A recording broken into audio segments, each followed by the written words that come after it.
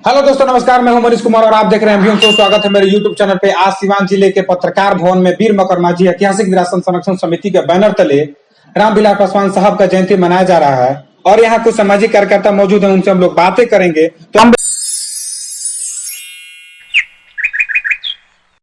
रामविलास पासवान साहब को भारत का दूसरा अम्बेडकर कहा क्यों जाता है?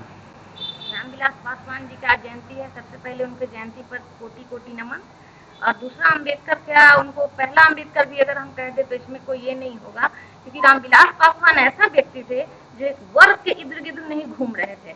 उन्होंने संपूर्ण मानव जाति के लिए कार्य किया है, चाहे वो बहुसंख्यक हो, अल्पसंख्यक हो, दलित हो, माइनॉरिटी हो, उन्होंने सबके लिए काम किया है। रामविलास पासवान किसी जाति का वो ये नहीं करते थे कि नहीं इसी जाति के इर्द गिर्द रहना है। उन्होंने स्वर्णों के लिए भी किया, दलितों के लिए भी किया और मंडल आयोग लाकर उन्होंने बैकवर्ड कास्ट के लिए किया। इसलिए रामविलास पासवान को किसी भी हम एक वर्ग में नहीं बांट सकते हैं और एक कास्ट में नहीं बांट सकते हैं। और रही बात वो दलितों के ऐसा योद्धा, एक ऐसा बाहुबली जो न जन्मा न जन्मेगा, वो अद्वितीय थे। रामविलास पासवान की हम तुलना किसी से भी नहीं कर सकते हैं, किसी से भी नहीं। वो एक ऐसा सूर्य है जो कभी नहीं मिटेगा। रामविलास पासवान खुद में एक रोशनी है। उन्होंने कहा था कि मैं उस घर में दिया जलाने जा रहा हूँ जो सदियों से अंधेरा है, और आप देखिएगा कि वो धीरे धीरे रोशनी आ रही है। इसीलिए उन्होंने अपने बेटे का नाम चिराग भी रखा था। और आप देखिएगा ये चिराग रोशनी दे रहा है। मैंने भी देखा, आप सब भी देख रहे हैं, आने वाले दिनों में दिखेगा। तो मैं चाहती हूँ कि युवा जो है एजुकेशन ले और एजुकेशन के माध्यम से समझे कि हमारे मसीहा ने हमारे लिए क्या किया था और उसको फिर कड़ी दर कड़ी आगे जोड़े। मुझे रामविलास पासवान साहब को भारत का दूसरा अम्बेडकर क्यों कहा जाता है? देखिए, यह तो मैं आप जो सवाल किए हैं इससे पहले मैं यही बात कहने वाला था कि उनको अगर दूसरा अम्बेडकर कहा जाता है तो कम है, इसलिए कि उनका जो योगदान है, अम्बेडकर साहब ने पूरी जीवन जो है कि इम्प्लीमेंट जो शोषित पीड़ित दलित के लिए, पिछड़ा वर्ग के लिए, महिलाओं के लिए जो कानून था उसके लिए उन्होंने संघर्ष किया। और ये संघर्ष करते करते उन्होंने जो है कि परिनिर्माण कर गए, परिनिर्मित हो गए। लेकिन उस चीज को अगर धरातल पर उतारने का किसी ने काम किया, उस उनके विजन को इम्प्लीमेंट में लाने का काम किया, ये हमारे आदरणीय रामविलास पासवान जी ने किया।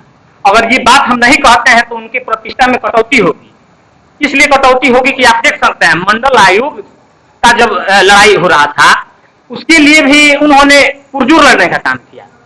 उन्होंने SC ST के जो प्रमोशन का मामला आया उसमें भी बहुत लोग चुप था, लेकिन उन्होंने पुरजोर तरीके से लड़ने का काम किया।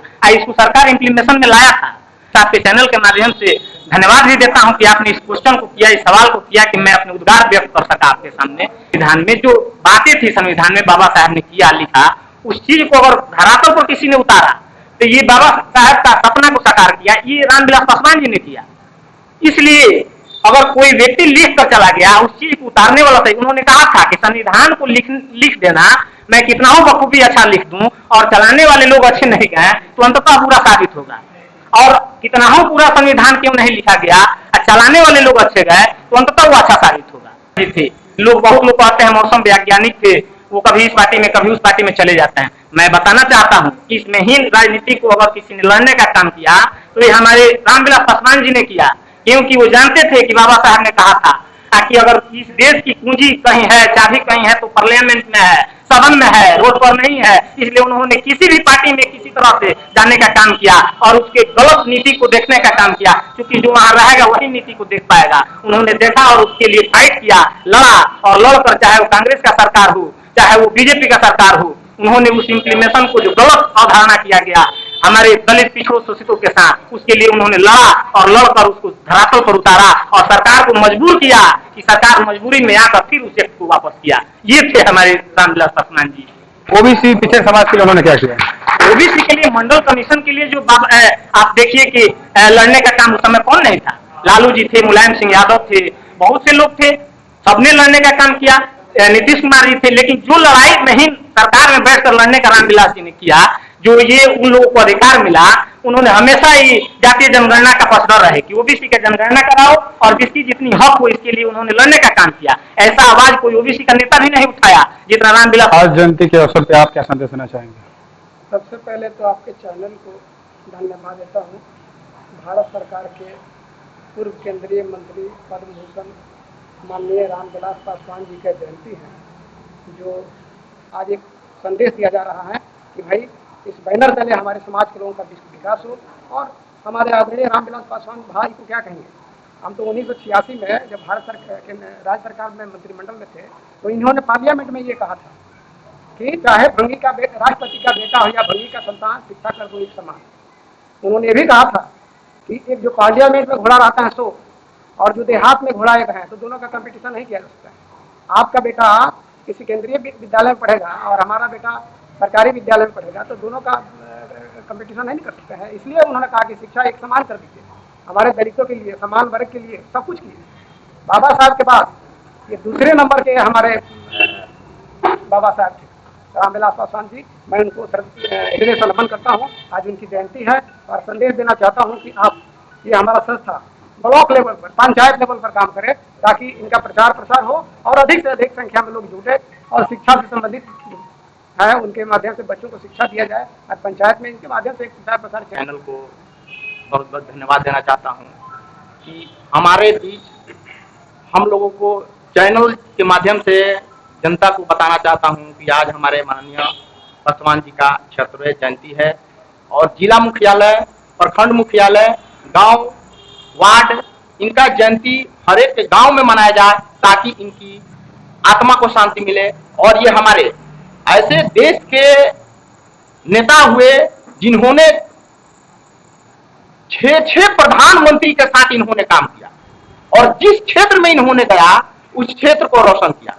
यहाँ तक जब दूरसंचार मंत्री बने तो इन्होंने कहा था कि ऐसा काम होगा कि हर गांव में किसान का बेटा हो, किसान हो या खेत में हल चलाने वाला लोग हो या रिक्शा चलाने वाला लोग हो, उनके हाथ में मोबाइल होगा।